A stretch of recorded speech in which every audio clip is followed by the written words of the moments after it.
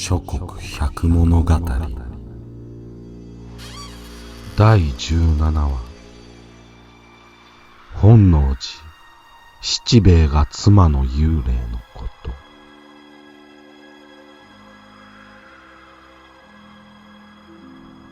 今日、本能寺という法華寺に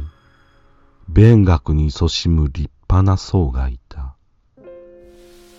医学にも精通し、治療なども行っていた。檀家に七兵衛という男がいたが、ある時、この七兵衛の妻が病にかかり、僧を頼って治療を施してもらっていた。しかし、死の病であるか、その効果はなかった。妻が末期となる3日前、再び僧が見舞いに出向くと、この妻は髪の毛を上に這い立たせ、顔を朱のごとく真っ赤に染めて、その恐ろしさは言い表せないほどであった。僧は驚いて立ち返った。そうしてしまいにはその3日目に死んでしまったという。遺体は本能寺に安置されたが、それからさらに3日後のことである。僧には兄弟がいて、障子を隔てて勉学に励んでいた。夜半も過ぎた頃、裏口の方から足音がするのを弟が聞きつけて、泥棒だと叫んだ。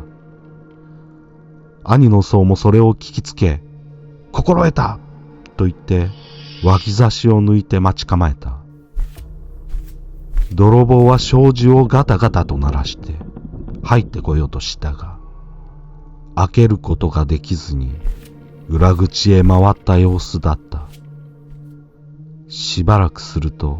台所で眠っていた2人の下人が大きな声で、助けてくれ助けてくれと叫んだ。兄弟が何事だと言って駆けつけると、2人の下人は汗を滴らせ、恐ろしいことだ。七兵衛の妻が来た。喉が渇くので水を飲ませてくれというので、あまりにも恐ろしく、そこに水があるから飲めと言うと、水桶まで行ってひ杓で水をすくって飲んでいたが、その後はわからなくなってしまったと話した。不思議に思い見てみれば、流しに水が流れて、ひ杓もそこに捨て置かれてあった。恐ろしいことである。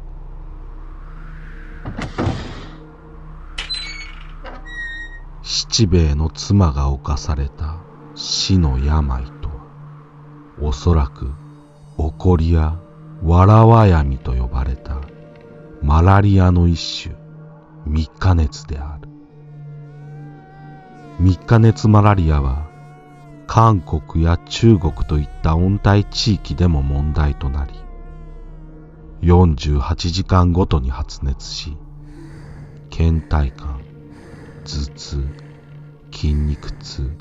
関節痛などの症状が見られる。つまり、3日ごとに熱発作を起こし、ひどく苦しむ病である。古くは日本でも、源氏物語の主人公、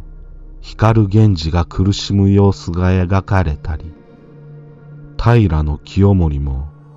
マラリアに苦しんで死んでしまったと言われており、平清盛火の病図では、原因不明の熱病に侵され、3日3晩うなされ、もだえ苦しんで死んだとされる平清盛が描かれている。清盛の高熱は水風呂がお湯になり、